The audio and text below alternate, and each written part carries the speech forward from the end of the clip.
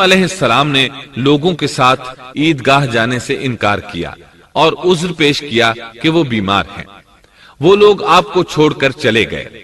بعد میں ابراہیم علیہ السلام ان بتوں کے پاس گئے، دیکھا کہ ان کے سامنے کھانا پڑا ہے۔ چونکہ سب لوگ کھانا لائے تھے اس لیے یہ کھانا بہت زیادہ تھا، لیکن ان جھوٹے معبودوں نے اسے کھانا تو درکنار اس کو چھوا تک نہ تھا۔ ابراہیم علیہ السلام نے انہیں مخاطب کر کے کہا، یہ اتنا کھانا تمہارے سامنے پڑا ہے، تم اس کو کھاتے کیوں نہیں؟ تمہیں کیا ہو گیا کہ بات تک نہیں کرتے؟ پھر پوری قوت سے دائیں ہاتھ سے کلہاڑا مار کر ان کے ٹکڑے ٹکڑے کر دیے، لیکن بڑے بت کو چھوڑ دیا تاکہ سب اسی کی طرف رجوع کریں۔ تمام چھوٹے بتوں کو توڑ کر کلہاڑا اس بڑے بت کے کندھے پر رکھ دیا۔ مشرکین میلے سے لوٹے تو دیکھا ان کے سارے معبود اوندھے منہ ٹوٹے پھوٹے پڑے ہیں، ان کے تمام معبودوں کو توڑ دیا گیا تھا۔ وہ حیران رہ گئے کہ یہ کیسے ہو گیا، کس نے کیا؟ کہنے لگے، یہ کام کس ظالم کا ہے؟ اس نے ہمارے معبودوں کی توہین کی ہے۔ اس وقت جن لوگوں نے ابراہیم علیہ السلام کا وہ کلام سنا تھا انہیں ان کا خیال آ گیا۔ کہنے لگے، وہ نوجوان جس کا نام ابراہیم ہے اسے ہم نے اپنے بتوں کی مذمت کرتے سنا ہے۔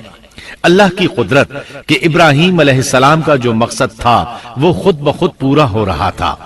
قوم کے لوگ مشورہ کر رہے تھے کہ سب کو جمع کرو اور اسے بلاؤ، پھر اسے سزا دو۔ چنانچہ تمام اہل باطل چھوٹے بڑے جمع ہو گئے، کارروائی شروع ہو گئی۔ کہنے لگے، اے ابراہیم، ہمارے معبودوں کے ساتھ یہ لغو حرکت تو نے کی ہے۔ ابراہیم علیہ السلام نے جواب دیا، یہ کام تو اس بڑے بت کا ہے، مجھ سے کیوں پوچھتے ہو؟ تم اپنے معبودوں سے کیوں نہیں پوچھ لیتے کہ ان کے ٹکڑے کس نے اڑائے ہیں؟ ابراہیم علیہ السلام کا جواب سن کر وہ سب سوچ میں پڑ گئے۔ پھر کہنے لگے، ہم نے بڑی غلطی کی، اپنے معبودوں کے پاس کسی کو حفاظت کے لیے نہیں چھوڑا۔ اس قدر واضح بات محسوس کر کے بھی وہ ظالم ایمان نہ لائے، بلکہ شیطان نے ان کے دلوں میں وسوسہ ڈالا اور انہوں نے غور و فکر کر کے کہا، اے ابراہیم، کیا تمہیں علم نہیں؟ یہ تو بے زبان ہیں، یہ بول نہیں سکتے۔ اب ابراہیم علیہ السلام نے فرمایا، تب پھر تم اللہ کے سوا اس چیز کی عبادت کرتے ہو جو تمہیں کچھ بھی نفع نہ دے سکے اور نہ نقصان پہنچا سکے۔ تعجب ہے تم پر اور ان پر بھی جنہیں تم اللہ کے سوا پکارتے ہو، کیا تم میں بالکل عقل نہیں؟ اس طرح ابراہیم علیہ السلام نے ان پر حقیقت خوب اچھی طرح واضح کر دی۔ ان سے فرمایا، تم ان کی پوجا کرتے ہو جن کو تم خود تراشتے ہو، یعنی ان کا حال تو یہ ہے کہ تم نے ان کو خود اپنے ہاتھوں سے تراشا اور ان کی عبادت کرنے لگے، جبکہ تمہیں اور تمہاری بنائی ہوئی چیزوں کو اللہ ہی نے پیدا کیا ہے۔ ابراہیم علیہ السلام نے ایک کلہاڑے کی مدد سے ان سب بتوں کو تہس نہس کر دیا تھا۔ یہ اس بات کی واضح ترین نشانی تھی کہ یہ بالکل بے بس ہیں، لیکن اس واضح نشانی کے باوجود وہ اپنے کفر ہی پر ڈٹے رہے اور لگے ابراہیم علیہ السلام کو دھمکیاں دینے۔ کہنے لگے، اس کے لیے ایک آتش کدہ بناؤ اور اسے اس دہکتی آگ میں ڈال دو۔ پھر ان لوگوں نے ایک چٹیل میدان کا انتخاب کیا جہاں مٹی نام کی کوئی چیز نہیں تھی۔ اس میدان کو پتھروں کی باڑ کے ساتھ گھیر دیا گیا۔ پھر سب لوگوں کو حکم دیا گیا کہ وہ لکڑیاں جمع کر کے اس گھیری ہوئی جگہ میں رکھیں۔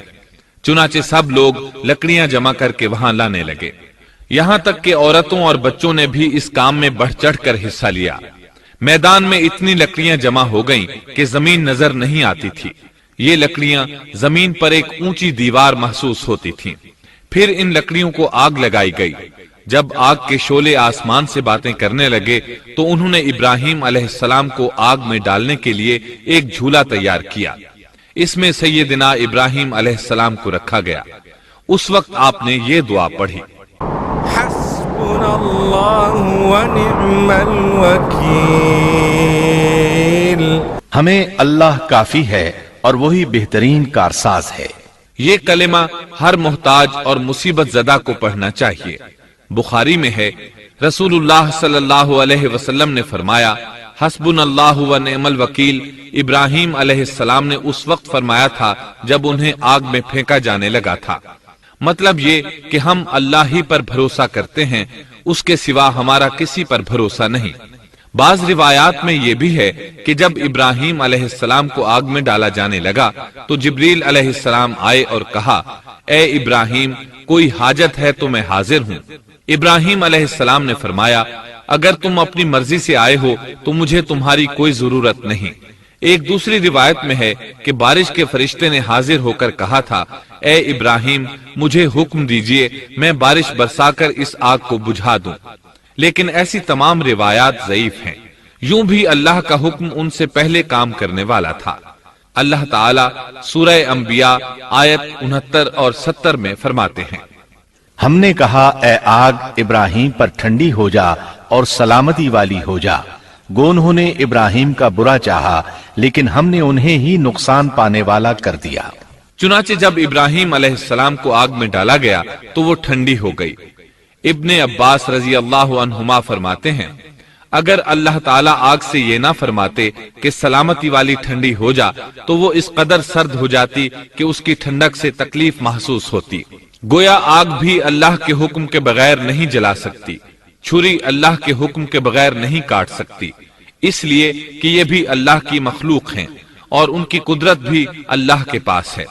वो चाहे तो उनको कुदरत अता कर दे, चाहे तो कुदरत वापस ले ले। आग को ठंडा होने का हुक्म हुआ, वो ठंडी हो गई। उसने न इब्राहिम अलैहिस्सलाम के कपड़े जलाए, न जिस्म के किसी हिस्से को कोई नुकसान पहुंचाया।